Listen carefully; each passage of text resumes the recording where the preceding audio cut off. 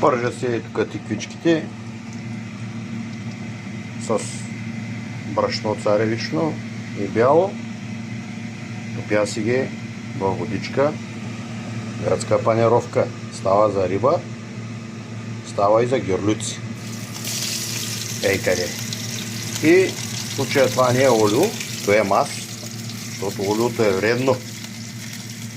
И после се чудя с тия тиквички, дето не ми загара олиото, какво да си сипя. Ето.